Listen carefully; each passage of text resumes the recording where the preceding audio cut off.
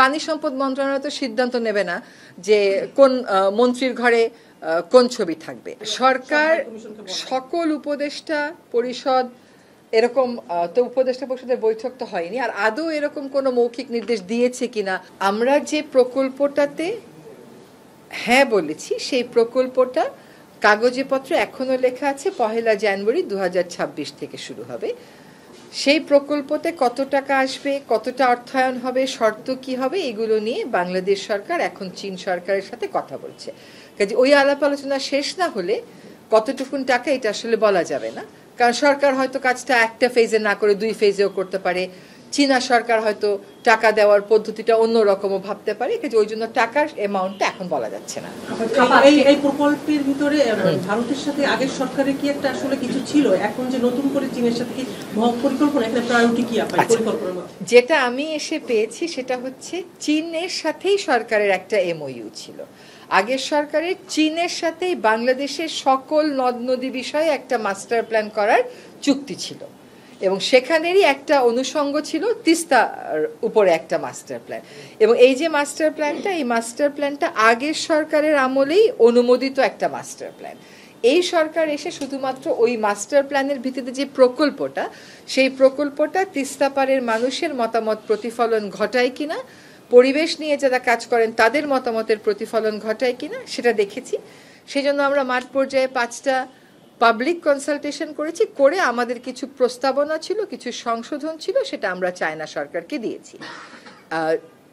China সরকার এখন ওই যে আমাদের সাজেশনগুলো এগুলো বিবেচনা করছে, বা মোটামুটিভাবে 3টা দাগে আমরা এক হয়েছি যে এই প্রকল্পের উদ্দেশ্য হবে নদী ভাঙন রোধ করা, কমিয়ে আনা। এই প্রকল্পের উদ্দেশ্য হবে বন্যার প্রকোপের থেকে মানুষকে সুরক্ষা দেওয়া। এই প্রকল্পের আরেকটা উদ্দেশ্য হবে সেচের সময় যখন আমাদের পানির প্রয়োজন হয় শুষ্ক মৌসুমে, সে সময় যেন নদীটা যথেষ্ট পরিমাণ পানি ধরে রাখতে পারে সেটার ব্যবস্থা করা। আমি এসে ফাইলে ভারত সরকারের সাথে কেবলমাত্র একটা রাজনৈতিক কথা যে ভারত এটা এসে দেখতে পারে এরকম কথা ছাড়া আর কোনো কথা পাইনি, বরং পরিকল্পনাটা, সেটা চুক্তিটা সবকটাই আগের সরকারের সময় চায়না সরকারের সাথেই হয়েছিল।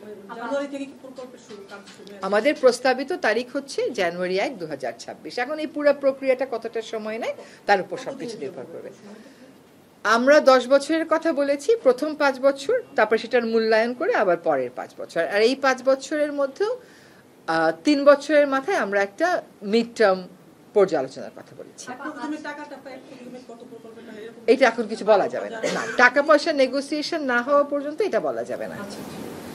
আজকে আমরা খবর দেখলাম যে বিদেশি মিশন থেকে রাষ্ট্রপতির ছবি সরানোর একটা নির্দেশ দেওয়া হয়েছে। এটা আসলে কি মেসেজ দিচ্ছে? কারণ আপনারা দায়িত্ব নেওয়ার পরে এই রাষ্ট্রপতি থাকবে কি থাকবে না নানা ধরনের আলোচনা হয়েছে, নির্বাচনের আগে আসলে কি বার্তা দিতে চাচ্ছে সরকার? এটা আদৌ কোনো বার্তা দেয় কিনা আমি জানি না, আমিও আপনার মতন শুনেছি এবং পত্রিকায় পড়েছি, কিন্তু যেহেতু আমি বিদেশি দূতাবাসে কাজ করি না আমি বলতে পারছি না যে আসলে প্রেক্ষিতটা কি, কিন্তু এটার সাথে নির্বাচনের কোনো সম্পর্ক আছে বলে আমার মনে হচ্ছে না। জি না, সরকারের কোন মন্ত্রণালয়ের সিদ্ধান্ত, এটা সব মন্ত্রণালয়, পানি সম্পদ মন্ত্রণালয় তো সিদ্ধান্ত নেবে না যে কোন মন্ত্রীর ঘরে কোন ছবি থাকবে, তো এটা আমি বলতে পারবো না। আর কোনো লিখিত কোনো কাগজ যদি মানে সরকারি পর্যায়ে সকল মহলের সিদ্ধান্ত হলে ওটা তখন লিখিত থাকতো, তো এটা হয়তো কোনো, যেটা আমি আপনার মতন পত্রিকায় পড়েছি বলতে পারছি না, বাট এটার সাথে নির্বাচনের যে কোনো সম্পর্ক নাই, সেটা একটা কমন সেন্সের ব্যাপার। না না ঠিক আছে, প্রশ্নের উত্তর দিলাম তো আমি। তার মানে এই বিষয়ে সরকারের পর্যায়ে কোনো ধরনের আলোচনা তার ছবি সরানো, রাষ্ট্রপতির ছবি সরে ফেলা না, সরকার সকল উপদেষ্টা পরিষদ এরকম তো উপদেষ্টা পরিষদের বৈঠক তো হয়নি, আর আদৌ এরকম কোনো মৌখিক নির্দেশ দিয়েছে কিনা, আদৌ সরানো হচ্ছে কিনা সেগুলো তো জানি না। আমিও আপনাদের মতন পড়েছি, তা যদি সিদ্ধান্ত হয় সিদ্ধান্ত দেখে তাহলে আমি কথা বলবো। উপদেষ্টা পরিষদ আজকে দেখলাম পত্রিকাতে, উপদেষ্টা পরিষদ মিটিং তো হয় বৃহস্পতিবার, আমি কিন্তু উপদেষ্টা পরিষদ জানে না এই কথা বলিনি। আমি বলছি উপদেষ্টা পরিষদে সভা তো হয়নি, সভায় যেহেতু এটা আলোচিত না, কাজেই যদি এরকম সরকারি পর্যায়ে সিদ্ধান্ত হয় তাহলে সবাই হয়তো আলোচিত হবে। আমি তো অ্যাজ আই সেইড আমিও তো কোনো মন্ত্রণালয়ের নাম দেখিনি পত্রিকাতে, আপনি কোনো মন্ত্রণালয়ের নাম তো দেখিনি তো আমি, সুতরাং বলতে পারছি না।